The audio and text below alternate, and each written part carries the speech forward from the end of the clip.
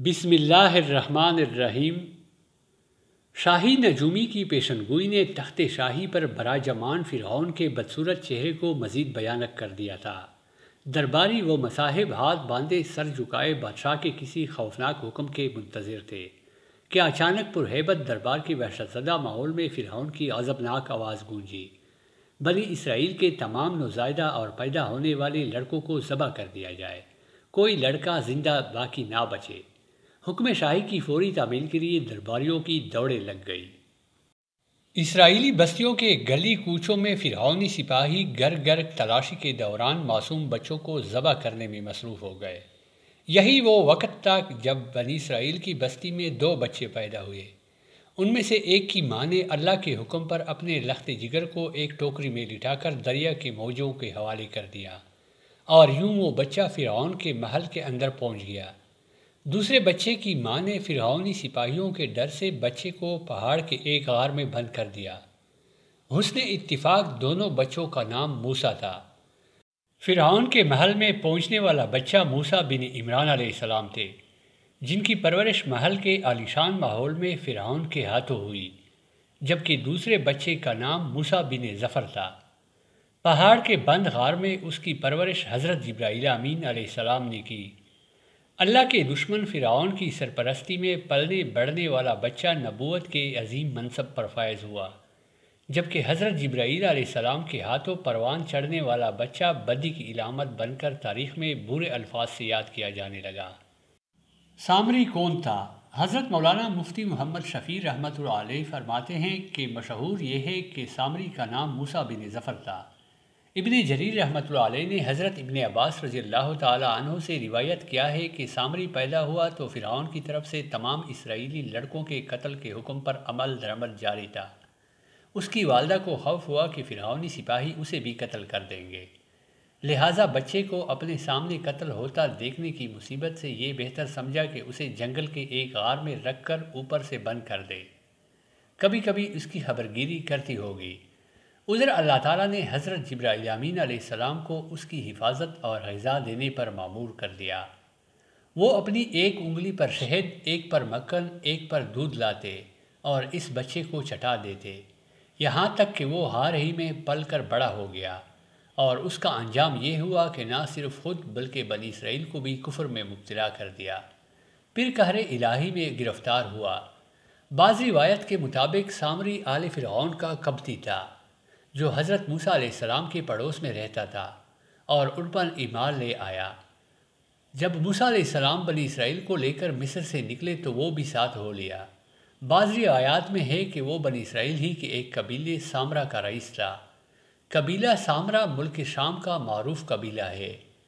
حضرت سعید بن جبیر رحمۃ اللہ علیہ نے فرمایا کہ سامری فارسی تھا اور کرمان کا رہنے والا تھا۔ حضرت ابن عباس رضی اللہ تعالی عنہ نے فرمایا کہ وہ ایک ایسی قوم سے تعلق رکھتا تھا جو گائے کی پرستش کرنے والی تھی۔ وہ کسی طرح مصر پہنچ گیا تھا اور بظاہر دین بنی اسرائیل میں داخل ہو گیا تھا، مگر اس کے دل میں نفاق تھا۔ حاشیہ کرتبی میں ہے کہ سامری ہندوستان کا ہندو تھا جو گائے کی عبادت کرتے ہیں۔ وہ موسیٰ علیہ السلام پر ایمان لایا لیکن بعد ازاں کفر کی طرف لوٹ گیا، یا پہلے ہی سے اس نے منافقانہ طور پر ایمان کا اظہار کیا، واللہ عالم۔ فرعون عبرت کا نشان بن گیا۔ فرعون بحیرہ احمر میں غرق ہو چکا تھا، لیکن حضرت موسیٰ علیہ السلام کی قوم کے بہت سے لوگوں کو اس کے غرق ہونے کا یقین نہیں آتا تھا۔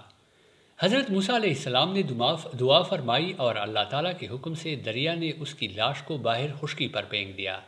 ارشاد باری تعالیٰ ہے، آج ہم تیرے لاش کو پانی سے نکال لیں گے تاکہ تو ان کے لیے نشان عبرت ہو جو تیرے بعد میں ہیں، اور بہت سے لوگ ہماری نشانیوں سے بے خبر ہیں۔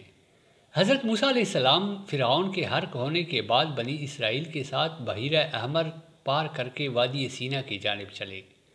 اللہ نے بنی اسرائیل کی ہدایت و رہنمائی کے لیے حضرت موسیٰ علیہ السلام کو آسمانی کتاب دینے کا فیصلہ فرمایا اور انہیں 40 راتوں کے لیے کوہ طور پر بلا لیا۔ حضرت موسیٰ علیہ السلام نے کوہ طور پر جانے سے پہلے اپنے بھائی حضرت ہارون علیہ السلام کو اپنا جانشین مقرر کر دیا تھا، وہ بھی اللہ کے نبی تھے۔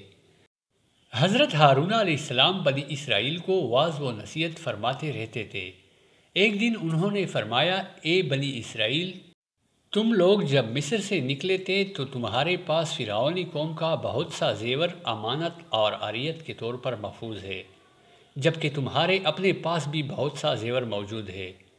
قبطیوں کا سونا چاندی تم لوگوں پر حلال نہیں ہے اور نہ ہی اسے واپس کیا جا سکتا ہے، چنانچہ میرا مشورہ ہے کہ اس حرام کے مال سے ہم سب کو جان چھڑوا لینی چاہیے۔ پھر انہوں نے ایک گہرا گڑھا کھودا اور سب کے زیورات اس گڑھے میں دفن کروا دیے۔ سامری جادوگر یہ سب کچھ دیکھ رہا تھا۔ چنانچہ جب رات کے آخری پہر قوم گہری نیند سو گئی تو وہ خاموشی سے اس جگہ پہنچا اور تمام زیورات اکٹھا کر کے اپنی کولی میں لے آیا اور اسے پگھلا کر گائے کا ایک بچڑا بنانے میں مصروف ہو گیا۔ سامری نے حضرت جبرائیل علیہ السلام کے گھوڑے کے سموں کے نیچے کی مٹی بھی اس میں شامل کر دی۔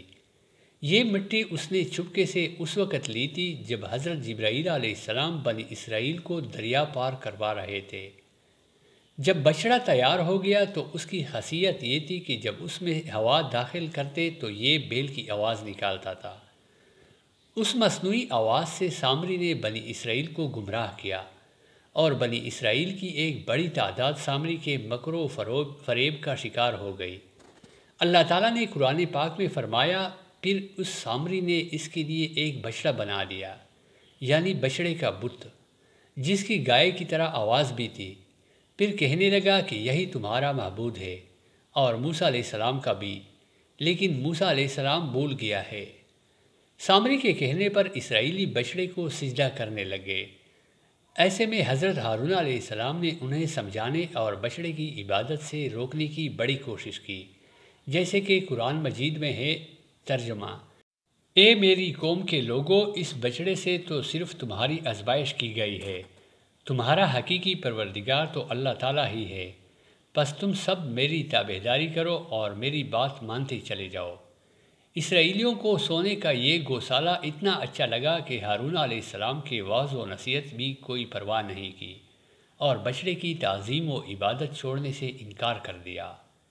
کوہ طور پر اللہ تعالیٰ نے حضرت موسیٰ علیہ السلام کو اطلاع دی کہ اے موسیٰ علیہ السلام، سامری جادوگر نے تیری قوم کو گمراہی میں ڈال دیا ہے۔ ارشاد باری تعالیٰ ہے جس کا ترجمہ یہ ہے، اے موسیٰ علیہ السلام، ہم نے تیری قوم کو تیرے پیچھے آزمائش میں ڈال دیا ہے اور انہیں سامری نے بہکا دیا ہے۔ باری تعالیٰ نے جب موسیٰ علیہ السلام کو یہ اطلاع دی تو وہ سخت غم و غصے میں آ گئے، کیونکہ ان کی قوم نے ان سے وعدہ کیا تھا کہ ان کے کوہ طور سے واپسی تک وہ اللہ کی اطاعت و عبادت کرتے رہیں گے۔ لیکن نہ تو انہوں نے حضرت موسیٰ علیہ السلام کی واپسی کا انتظار کیا اور نہ ہی حضرت ہارون علیہ السلام کی بات مانی۔ اس کے برعکس وہ سامری جادوگر کی ہدایت پر بچڑے کی پوجا کرتے رہے، یہاں تک کہ اللہ تبارک و تعالیٰ نے حضرت موسیٰ علیہ السلام کو ان کی قوم کی بدعہدی اور گوسالہ پرستی سے آگاہ فرمایا۔ حضرت موسیٰ علیہ السلام جب توریت کی تختیاں لے کر کوہ طور واپس ہوئے تو دیکھا کہ قوم سامری کے بچڑے کی پرستش میں مصروف ہے۔ یہ دیکھ کر آپ کو سخت تکلیف پہنچی۔ فوراً تختیاں ایک طرف رکھی اور اپنے بھائی کا سر پکڑ کر انہیں اپنی طرف گھسیٹنے لگے۔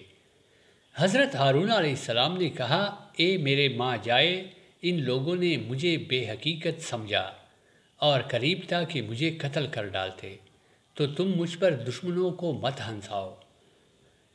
حضرت موسیٰ علیہ السلام نے اپنے بھائی سے فرمایا، اے ہارون علیہ السلام، انہیں گمراہ ہوتا ہوا دیکھتے ہوئے تجھے کس چیز نے میرے پاس آنے سے روکے رکھا؟ کیا تو بھی نافرمان بن بیٹھا؟ اس وقت حضرت موسیٰ علیہ السلام نے نہایت غصے کی حالت میں اپنے بھائی کی داڑھی اور سر پکڑ کر جھنجھوڑا اور پوچھا، جس پر حضرت ہارون علیہ السلام نے انہیں سخت رویہ اپنانے سے روکا۔ ارشاد باری تعالیٰ ہے جس کا ترجمہ یہ ہے، ہارون علیہ السلام نے کہا، اے میرے ماں جائے بھائی، میری داڑھی نہ پکڑ اور سر کے بال نہ کھینچ، مجھے تو صرف یہ خیال دامن گیر ہوا کہ کہیں آپ یہ نہ فرمائے کہ تو نے بنی اسرائیل میں تفرقہ ڈال دیا ہے اور میری بات کا انتظار نہ کیا۔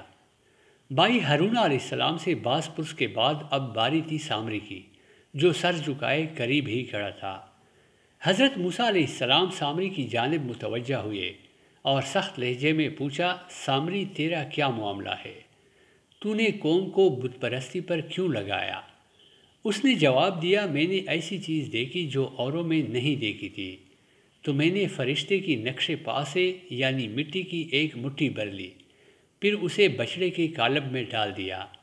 اسی طرح میرے دل نے اس بات کو میرے لیے اچھا سمجھا۔ حضرت جبرائیل امین علیہ السلام کو دیکھنے کے تعلق سے ایک روایت یہ ہے کہ جس وقت بنی اسرائیل دریا پار کر رہے تھے تو حضرت جبرائیل امین علیہ السلام ان کی مدد کے لیے اپنے گھوڑے پر سوار وہاں موجود تھے۔ دوسری روایت یہ ہے کہ دریا پار ہونے کے بعد حضرت موسیٰ علیہ السلام کو کوہ طور پر آنے کی دعوت دینے کے لیے حضرت جبرائیل امین علیہ السلام گھوڑے پر سوار ہو کر تشریف لائے تھے۔ ایک روایت حضرت ابن عباس رضی اللہ تعالی عنہ بیان فرماتے ہیں کہ سامری کی پرورش حضرت جبرائیل امین علیہ السلام کے ذریعے ہوئی تھی۔ جس وقت اس کی ماں نے اسے غار میں بند کر دیا تھا، حضرت جبرائیل امین علیہ السلام روزانہ اسے غذا دینے آتے تھے۔ وہ ان سے مانوس تھا اور انہیں پہچانتا تھا، جبکہ دوسرے لوگ نہیں پہچانتے تھے۔ سامری کے دل میں شیطان نے یہ بات ڈال دی کہ حضرت جبرائیل امین علیہ السلام کے گھوڑے کے قدم جس جگہ پڑتے ہیں وہاں کی مٹی میں حیات و زندگی کے خاص اثرات ہوتے ہیں، یہ مٹی اٹھا لی جائے۔ چنانچہ سامری نے وہ مٹی اٹھا لی۔ یہاں اس بات کا بھی تذکرہ ملتا ہے کہ سامری نے حضرت ہارون علیہ السلام سے بھی دعا کروائی تھی کہ میں اپنے ہاتھ میں جو کچھ ہے اس میں ڈالتا ہوں، شرط یہ ہے کہ آپ یہ دعا کر دیں کہ جو میں چاہتا ہوں وہ ہو جائے۔ حضرت ہارون علیہ السلام اس کے نفاق اور گوسالہ پرستی سے واقف نہ تھے، لہٰذا دعا کروا دی اور اس نے وہ نشان قدم کی خاک اس میں ڈال دی، تو حضرت ہارون علیہ السلام کی دعا سے اس میں حیات کے اثرات پیدا ہو گئے۔ حضرت موسیٰ علیہ السلام نے سامری کے لیے جو سزا تجویز کی اس سے قرآن کریم نے یوں بیان فرمایا ہے۔ ترجمہ: کہا، اچھا جا، دنیا کی زندگی میں تیری یہی سزا ہے کہ تو کہتا رہے کہ مجھے نہ چھونا، اور ایک بھی وعدہ تیرے ساتھ ہے جو تجھ سے ہرگز نہ ٹلے گا، اور اب تو اپنے اس معبود کو بھی دیکھ لینا جس کا تو اعتکاف کیے ہوئے تھا، ہم اسے جلا کر ریزہ ریزہ کر کے دریا میں اڑا دیں گے۔